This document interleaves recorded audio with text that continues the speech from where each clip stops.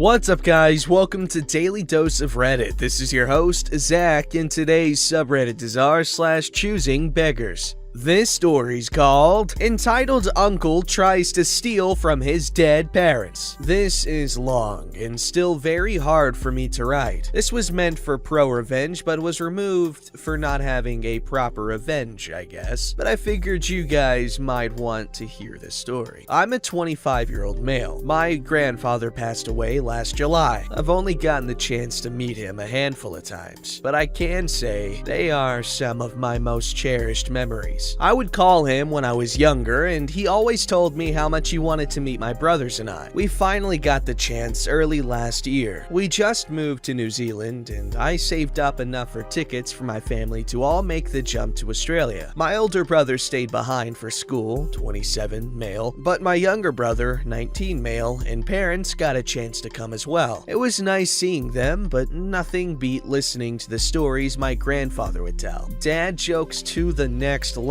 Grandpa jokes. After hours of talking, he pulled me in close and put his hand on my shoulder and says, "Thank you for coming. I can die peacefully, having finally met you." I thanked him and brushed off the thought of death. He was 93, but had terminal cancer 3 times, still worked on a farm, and his rental properties. As far as I was concerned, he would live longer than Queen Elizabeth. After a week, I had to fly back home. Not even 1 month later, he had a bad fall, was bedridden, and I rushed back. This time, when I sat by him, his family all fought in the next room over his belongings. Did I mention it was even his birthday? He wasn't even dead, and the only time his kids and their kids came was to fight over who gets what. I sat with him and my grandma for hours again. Never once did any of his kids come in, aside from his oldest, his son. We will call him Dick. Dick is in his late 50s now, but has never worked a day in his life, but is still a self-proclaimed millionaire. Is he actually? No. He's asked me for money more than once. He flies only first class, drives a Range Rover, has a big-ass house, but is in debt to such a degree the states would be shocked. But he always has to have the air of rich about him. I can understand. My grandfather worked many jobs, but they all grew up very poor. Dick waltzed into the room and handed my grandfather not a slice of cake, but a piece of paper saying to sign over everything to him so he can control the properties when he dies. Now, that side of the family is all very small framed. Dick isn't even 6 feet. My other side of the family are German. I stood up, enraged. I'm 6'7" for context. I stood up, enraged, and jerked a thumb out the door. Dick took a step back, but was desperate and said, "If he could just I cut him off and snatched the paper from his hands, then tossed it in the fireplace. Yes, my grandfather had a fireplace going in Australia. My grandfather snickered like a 5-year-old watching his brother, I thought it was his son, get told off for something he did. Dick stormed out of the house. I quickly apologized for disrupting his birthday, and he dismissed me with a wave and said, "I have plans of my own anyway." Fast forward a week and my grandfather passes. I return to Australia. My dad comes as well for work. My mom and little brother settle in Australia to try helping my grandmother with the will and general living. Fast forward again to Brovid, and my grandma is alone in her house now, getting assistance from the government every 3 to 4 days with general tidying, etc. But they can't do much with Brovid. I'm sorry if I miss a few details here, but this cuts me to the core to even think about. My grandmother had a stroke the day the assistants left. She was face down on the floor, choking on the food she had eaten prior. My little brother found her 2 days later. She was still alive, but in a coma-like state, paralyzed. He called an ambulance and she was rushed to the ER, but there was nothing they could do. She was alive purely on life support. Nobody came to visit her. I was stuck because of Brovid, but her kids, their kids, friends, nobody came to say goodbye. My mom and brother messaged, called, pleaded that they come. All basically said, go to hell. My mom stayed with my grandma for 3 days straight, singing to her, telling her stories. My grandmother, being paralyzed, could only just twitch her index finger and lips. My mom was left with the impossible decision. My grandmother could be kept alive on life support for at most a month, but she could not be given any pain relief. I don't remember the reason, but somehow that would also kill her in that state. My mom called me late one night asking for advice. She is very conservative and pro-life, but she would only be alive in agony for a short time as opposed to giving her the pain relief and letting her die by letting her slip away painlessly with no life support. I asked how long that last 72 hours felt to her. She said it felt like a month went past. I said, now how long do you think it feels to her? In pain, knowing that there are no loved ones coming to say I love you, and only left to think of all the things she regrets before passing. We cried together, and my mom gave everyone one final chance to see their mom. Again, nobody came. My mom stayed by her side for the next 4 days straight, still singing and trying to make her smile. The final night, my grandma touched my mom and tried to speak without a voice. No words came out, but the nod she gave was enough for my mom to feel she did the right thing. I know everybody has their views, but please do not say anything cruel about my mother or grandparents. Nobody should have to make that decision. Say whatever you want about me. I have my beliefs, but until you're in that position, you have no idea what it's like. Fast forward to the burial. Dick is there. I was watching on a live stream as we couldn't be there. Dick got up to the podium and spat on her grave. I was livid. But here is where the first taste of revenge came. When the will was read, for once, every family member was present, including Dick. Dick was smiling, waiting for it to start. Then it began. Everything goes to the youngest daughter. Everybody was jaw-dropped, but silent. For context, the youngest of my aunts is 40, but has mental problems, and to put simply, has the mind of a child still. She can't do anything herself and needs 24/7 care. Care that my grandparents gave. Care that none of my aunts and uncles gave. My mom would help, but knew she couldn't do it all, so she was happy with the outcome. My mom was in the position to enforce the will and start liquidating everything my grandparents had to go to the youngest. My brother has spent the last few months fixing and flipping all the properties to make it go smoothly. My mom is a Karen herself, but I tell her every day how amazing she is for what she went through and still is today. See, Dick was not happy with the will at all. He went to where my mom was working on the houses and waited until my brother had left to try physically assaulting her to take my grandfather's journal. The one piece of evidence that would be Dick's ultimate demise. My mom screamed for help, and my champion of a brother came rushing back to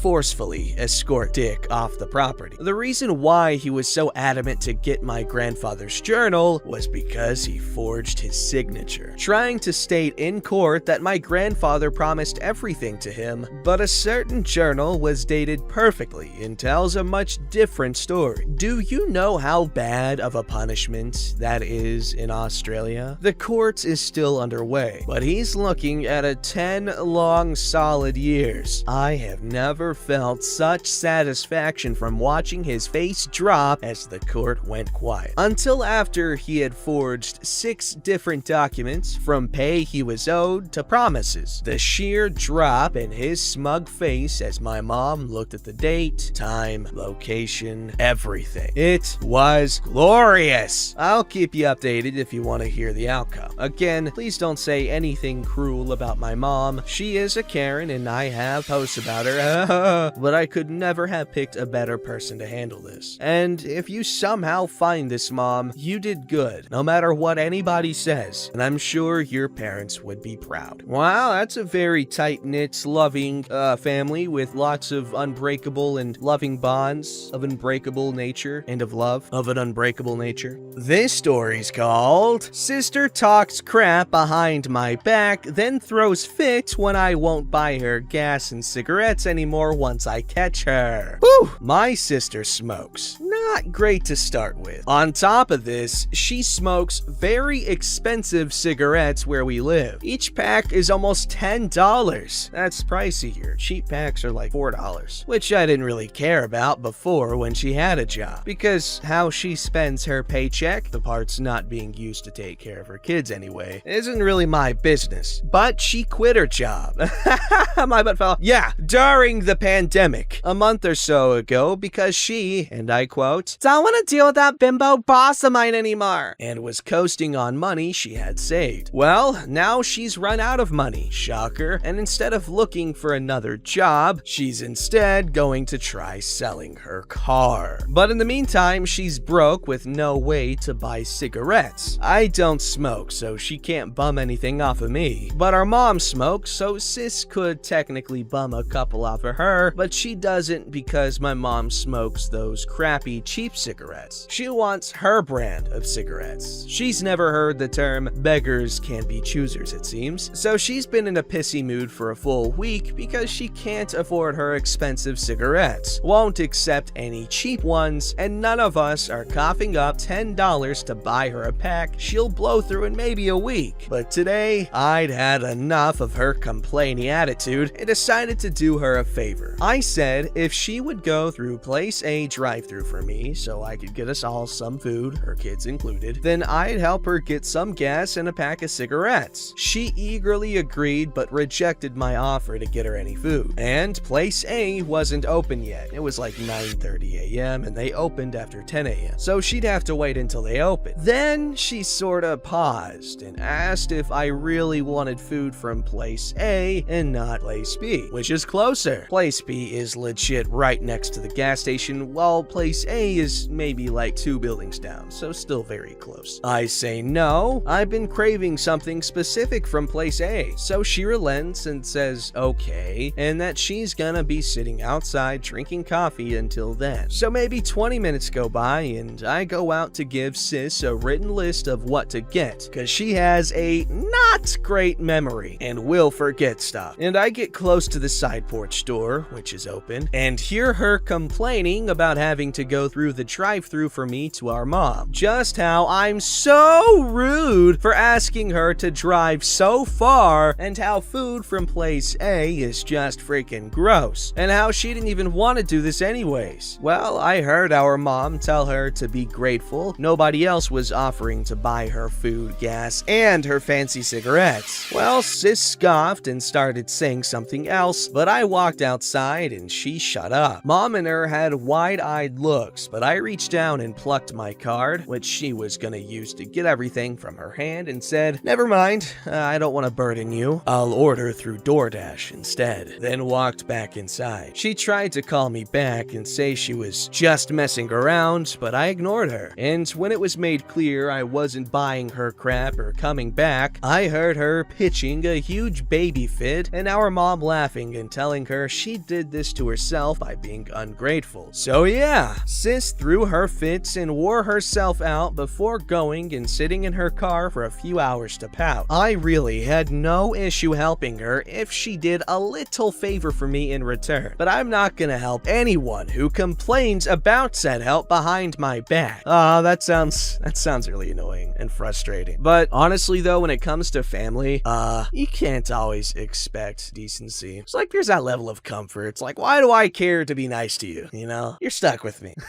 You know what I'm saying? Obviously you should definitely be nice to your family and help out when you can. But, you know, it's kind of like when someone from your family does a nice gesture for you, it might not be as significant if someone else were to do it. Obviously, everyone's family dynamic is different, so doy. But my point is, how you are with your family and how you are with others can be very different. I'd say, like with my family, I'm a bit of a choosing beggar, kinda. But it's okay. There's like this mutual understanding. It's like, hey, we all put up with it. But I will say this, she definitely needs to check herself, and it is absolutely no one else's job to feed her addiction. Choosing Beggar demands I give her food because I shared with my friend. Tries to get us in trouble with management. I'm in university, and my accommodation only offered small studios because of the pandemic. pandemic. Everyone is pretty friendly and helping each other out, especially if someone needs help due to self-isolation. That's how I made friends with a girl on my floor. She picked up my groceries when I was sick one day. She'll be known as Sophie, fake name. So yesterday I was making pasta with sausages and tomatoes. I had far too much for myself, so I texted Sophie to see if she wanted to come share my dinner. She came in, we were eating, laughing, overall having fun. Then someone knocked on my door. I opened and enters Choosing Beggar, another girl on my floor, who lives just across from me. She's pretty annoying. One example of this is how she demanded that a guy had a panic attack more quietly. The audacity was real. So the conversation with her went as follows. Hey, Choosing Beggar, what's up? Hi, I noticed a nice smell coming from here and I'm in a bit of trouble because I don't have much left in the fridge.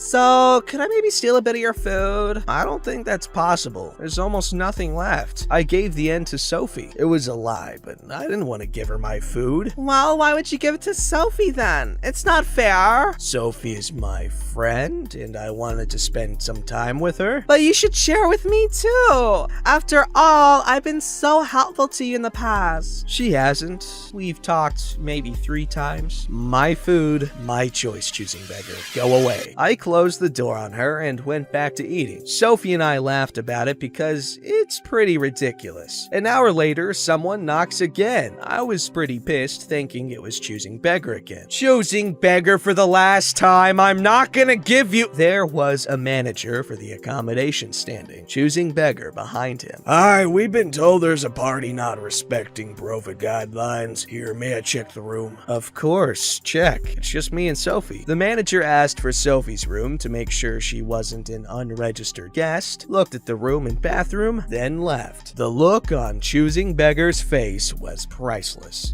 What? Okay, well, she was a strange person, but it sounds like a cool little story there. I'm glad everyone's staying safe. I hope everyone's staying safe at least. I don't have much to say here. Sounds like good pasta. Don't forget to like, subscribe, and hit that bell to never miss an episode.